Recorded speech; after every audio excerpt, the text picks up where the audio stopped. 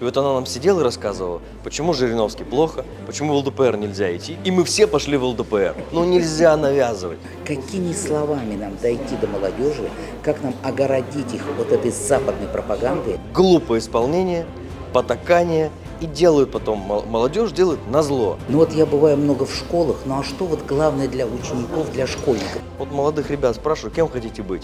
Блогерами. Ничего не делает, собирает лайки, зарабатывает деньги, тусить, ходить, гулять. Так экономика развиваться не может.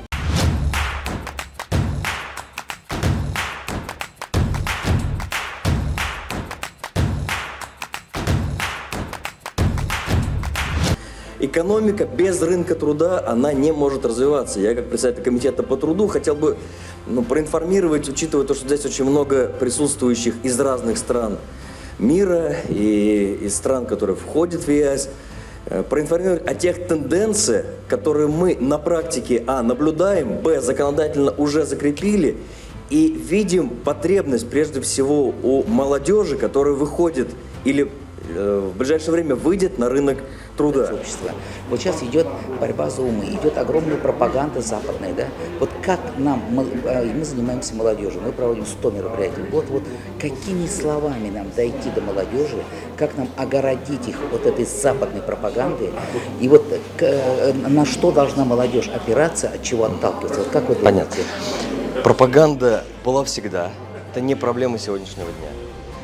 Процессы интеграционные были всегда. Это хорошо, когда объединяются, находят точки соприкосновения, находят общие основы для объединения. Общность интересов объединяла человечество всегда. Это правильно. Когда говорят про борьбу за умы молодежи, это тоже процесс не сегодняшнего дня. Это было всегда. Я вспоминаю свои школьные годы. Мы учились по учебникам, рекомендованные были учебники Министерством образования тогда, изданы на деньги фонда Сороса. И их преподавали наши учителя, которые учились в советское время. И, например, там, что мне особенно отметилось в памяти, Вторая мировая война была подана в таком контексте, что победу одержали Соединенные Штаты Америки с союзниками. В целом мы действительно были союзниками, наша страна и Америка. Но когда в наших школах под таким углом такая информация подается, это же определенные такие психологические и пропагандистские трюки. И на это не обращало внимания наше Министерство образования, наш департамент образовательной политики в регионах. Соответственно, вопрос сейчас возникает. А потом по телевизору показали, что, оказывается, советники из разных стран, в том числе из западных стран, из Соединенных Штатов Америки, находились у нас в министерстве и учили выстраивать молодую демократию. Это по федеральным каналам все потом прошло. Так вот, поэтому борьба за умы была всегда. Посмотрите, что произошло 10 лет назад на Майдане. Это же явная демонстрация того, каким образом можно обеспечить ментальную перезагрузку умов молодых, накачать, научить, показать, заложить определенные триггеры и потом в нужное время, в нужном месте по определенному сигналу просто программа запустится, команда будет дана и алгоритм будет отработан. То, что происходило на Майдане, вот вам, пожалуйста, это четко и ясно было продемонстрировано. Когда нам говорят про пропаганду, вот с Запада идет пропаганда, все плохо. Я считаю, что надо вообще ко всей информации, которая идет из Запада, с Востока, с Севера, с Юга и даже внутри, относиться всегда очень осторожно. У нас, что ли, мало пропаганды внутри страны, которая разрушает и традиционные ценности, и дезориентирует молодежь. Вот молодых ребят спрашивают, кем хотите быть? Блогерами. Ничего не делает, собирает лайки, зарабатывает деньги, тусить, ходить, гулять.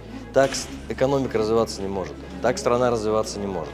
Поэтому я считаю, что надо брать из любой пропаганды, из любой идеологии, из любых каких-то наработок, которые дают прогресс, дают возможность развиваться, которые ориентируют на правильные, государственно нужные цели, надо брать и вне зависимости от того, где это родилось. Хорошее есть в любой точке мира можно найти, в любой стране можно найти. Я это знаю по своей законодательной работе. Некоторые законы, которые действуют у нас сейчас, я ничего не выдумывал. Я взял из законодательства других стран, перевел на русский язык, трансформировал, посмотрел, как это работает в других странах, понял, что это нужно нам, убедил коллег, и это сегодня действующий закон. Поэтому считаю, что в дискуссии вот эти все истины рождаются. И хорошо, что такие мероприятия проходят, они же позволяют многогранно обсудить, посмотреть, выяснить, почувствовать, потрогать. А самое главное, нарабатываются горизонтальные связи, неформальное общение. Порой на таких мероприятиях именно неформальное общение дает гораздо больший такой эффект синергетический, чем какие-то официальные доклады, выступления, заявления. Ну вот я бываю много в школах, ну а что вот главное для учеников, для школьников сейчас? Для школьников главное говорить с ними понятным языком, ни в коем случае не понуждать, не заставлять, не пугать. Когда начинают давить, сразу эффект противодействия. Я вспоминаю первый день в институте. 1999 год. Первый день, вот мы приходим, вот только вышли из школы. Еще такие, ну как цыплята, которые только вылупились, да, мы еще в жизни не знаем. Вот мы садимся, и грозный преподаватель начинает первую встречу со студентами. Я навсегда ее запомнил, и за это я критикую таких преподавателей. Вместо того, чтобы настроить, ребята, у вас все получится, вы старайтесь, вы учитесь, мы вам поможем. Если вам будет тяжело, мы подскажем, мы протягиваем всегда руку помощи. Если вы захотите добиться того, что вы себе запланировали, вы добьетесь, все у вас будет хорошо. С чего у нас тогда преподаватель начал? Так, вы здесь собрались, вы думаете, вы студенты? Вы не студенты. Студенты вы будете тогда, когда сдадите первую сессию. Первую сессию из вас не все сдадут. Многие мальчики пойдут в армию, не сдав, а девочки, кто захочет на второй год, на платное.